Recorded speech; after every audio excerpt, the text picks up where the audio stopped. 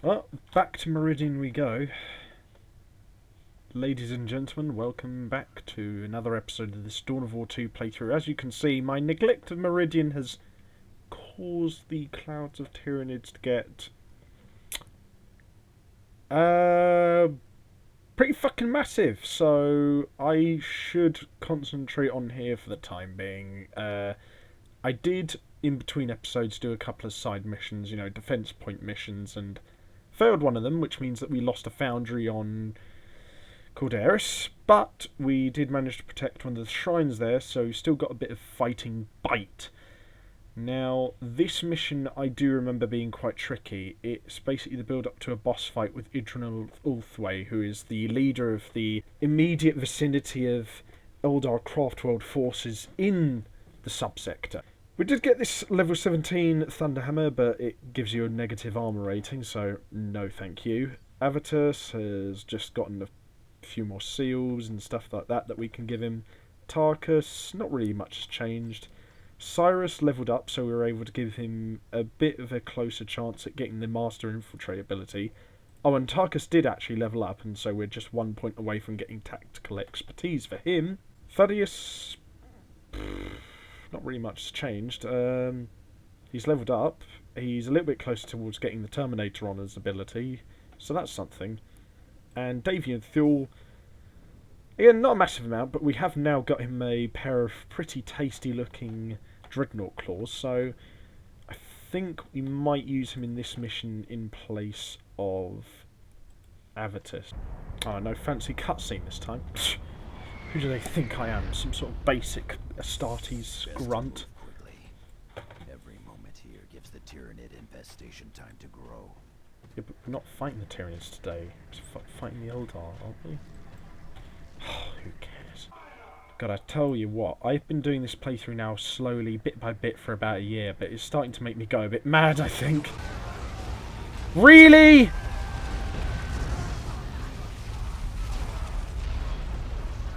Well, to be fair, we did get a hell of a lot of stuff from that, so despite Cyrus getting incapacitated... Are you taking the piss? Well, despite Cyrus and the Dreadnought getting incapacitated, I'd say that was... oh, just forget it. No, it wasn't a victory. It was a fucking clunky mismatch of just floundering around until I somehow managed to complete... I didn't even manage to complete any objectives there, actually. No, I just floundered into an area full of enemies, probably wasted one of my orbital bombardments, and got two of my squads incapacitated already. Yeah, Gitbag the Great, master tactician, my art. And why has Tarkus decided to go into melee with a bunch of warlocks? You're a ranged unit, man. I thought you would have realised that by now. I'm going to have to think of some way of tactically dealing with this lot. Holy crap, there is a lot of turrets there. I was going to think of maybe tactically advancing in a particular manner, but I think we're going to have to tackle them in a bit more of a taciturn, careful manner. Let's just hope they don't notice me doing this. Come on.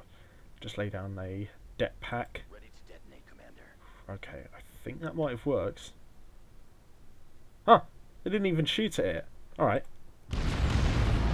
Oh, that works way better than I thought it would. Alright.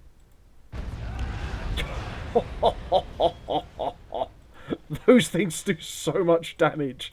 And the best part is these supply boxes actually replenish those blooming bomb packs. Oh my god, they're so overpowered. They are just ridiculous.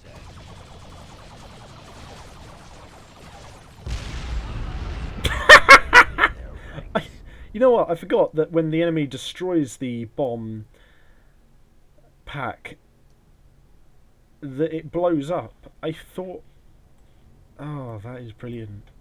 I forgot that it blows up both when you press the button and when the enemy destroy it when it's right next to them. That is fantastic. Alright, send Cyrus again.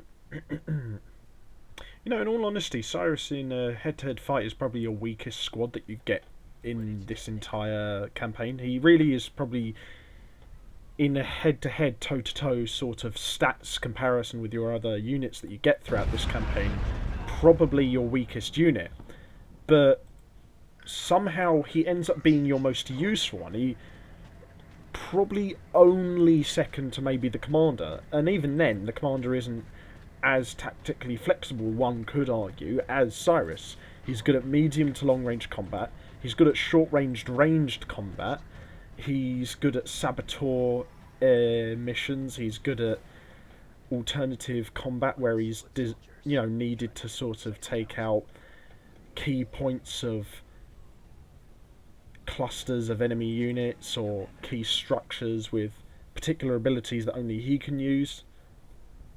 I mean, just like that. He just took out basically an entire company's worth of infantry and mobile gun platforms all by himself with one little click. Absolutely magnificent. Just absolute carnage. I mean, oh, there she is. Beware her sorcery. Keep your distance.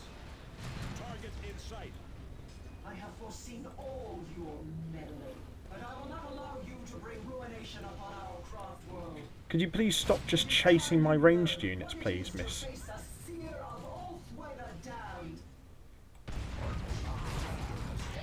damned. Well, I mean, my point wasn't for you to ignore my ranged units and then just immediately go and attack my main command unit. But the commander's just going to get his ass kicked during this battle, isn't he? You pleasure in war, then you shall face an army.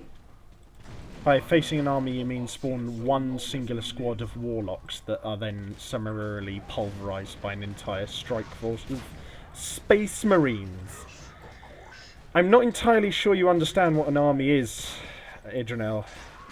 I mean, I appreciate your enthusiasm and your oratory skills, but they leave a little bit to be desired, let's face it. Not to be too rude or anything. She summons the powers of the warp itself. I just...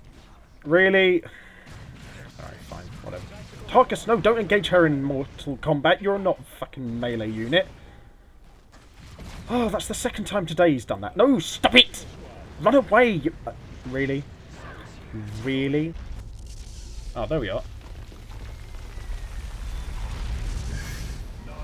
Oh, shoot. Cheating little sod. Teleported in a squad of blooming warlocks right as the third and final beam of that orbital bombardment was about to do her in. Just my luck. And how did I already lose one of the squad mates of Cyrus? What the... what? What? Is she just flying around on her arse? What the hell is she doing? Guys, get away from that. That does not look friendly.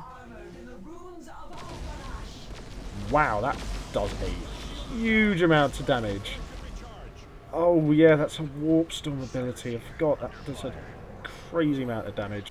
So why is she suddenly looking like she's in mid-air sort of life support?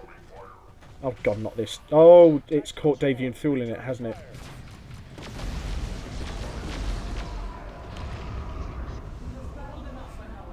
Oh, never mind. I have other tasks to attend to on this doomed planet. She's escaping. I admit I have enjoyed this dalliance, humans. I may even miss you when you are ash and cinders. Ash and cinders. Tyranids drain worlds of life. They do not burn them. But the Eldar do. Victory is but a prelude to the next battle.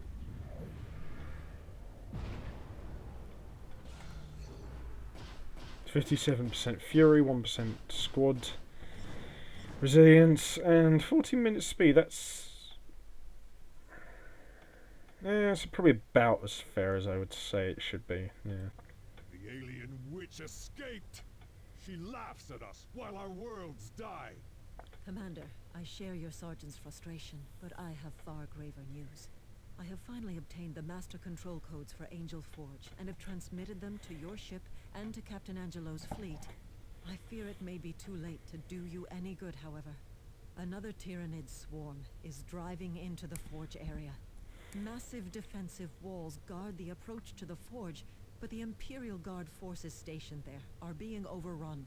Your delaying and politicking has doomed us all, DeRosa. If so, I'm sure my end will be suitably horrific, Sergeant. I only wish I could say the same of Governor Vandis.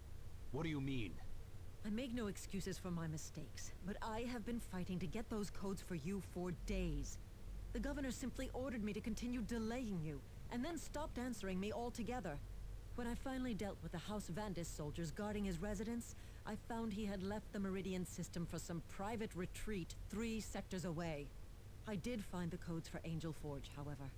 You took a real risk, Administrator. They could hang you for treason if the governor returns.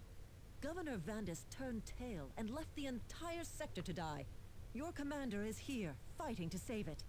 If anything, I was far too slow to see where my loyalties belonged. I think she missed her calling. She should have been a sister of battle. Yeah, with Ovitus, I like her. She's got a bit of spirit. In any case, that'll be it for this episode of my Dawn of War 2 playthrough. I didn't get a lot done in this episode, and no one really leveled up, and I didn't get a huge amount of war gear, so it's just kind of an anagram for life, really, isn't it? Just a bit of disappointment. But in any case, I do hope you guys did enjoy this episode as much as I did enjoy playing it. Like I said, I'm not the best at this game, but I do really enjoy playing it. So if you guys want to see me do anything different with this playthrough, let me know. Or if you want to see me play any other games on this channel aside, the one I'm currently doing a playthrough on, World of Tanks, World of Warships and Overwatch. If you want to see me do any games other than those ones, please do me a favour and let me know in the comments section below. And if you'd like this video itself, please leave a like, comment, share and subscribe. And if you want to show any extra support, be sure to check out my social media platforms and other YouTube channels in the video description below. And until next time, I've been Gitbag the Great. Stay safe, have fun with whatever you're doing, don't do anything I wouldn't do, and until next time, I'll see you guys on the battlefield. Bye bye for now.